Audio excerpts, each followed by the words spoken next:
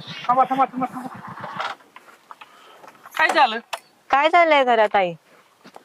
काय झालं आता त्यांना लय त्रास होतोय आमचा, मग आलो तर आम्ही, ते म्हणे आम्ही जाऊ तो घर सोडून, मग आता त्यांना कशाला जाऊ द्यायचं? मग काय तुम्ही निघायचं? तुमचं वय आहे घराच्या बाहेर निघायचं.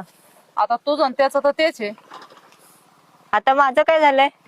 जायच्या मी आधी काय फोन केलंय? तरी करायचं ना, असं असं झालंय म्हणून. काय फोन करतो आणि काय सांगतो? पोरांना काय घेणं देणं नाही बघा. मी आहे ना, पण जावाय तुमचा. अरे पण त्याला कोण समजून सांगणार आहे का नाही? आम्ही म्हणलं तो सांगतोय की तुम्हीच त्याला त्रास देताय म्हणून. आम्ही त्रास देतोय?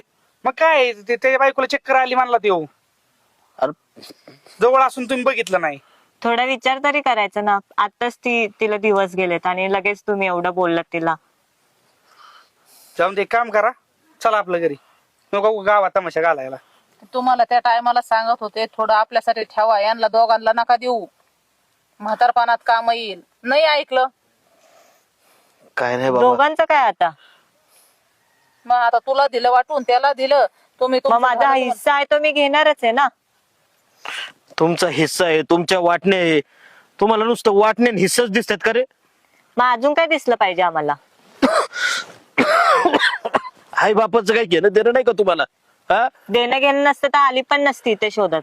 तुला वहिनी चक्कर येऊन पडलेली दिसली, ते सांगायला आली. भावाला त्रास झालेला दिसला, तुला हे नाही दिसलं? बाप आजारी आहे तरी भाऊ गोळ्या आणि ना. आईचं वय झालंय, तिचं गुडघं तू खात्यात मर मर काम करायला लावतात ती. अहो आता त्याचा पगार झाला असता तर दिलं असतं ना. त्याच्या आधी दिलं नाही का त्याने तुम्हाला? नाही दिलं का?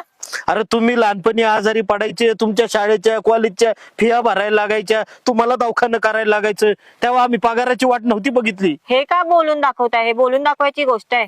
मग ही बोलून दाखवायची गोष्ट आहे का? पगार नाही झाला आमचा. मग आता नाहीये सेव्हिंग त्याच्या जवळ म्हणून तो बोलला ना. देतो बोललाय ना तुम्हाला, का नाही देणार बोललाय?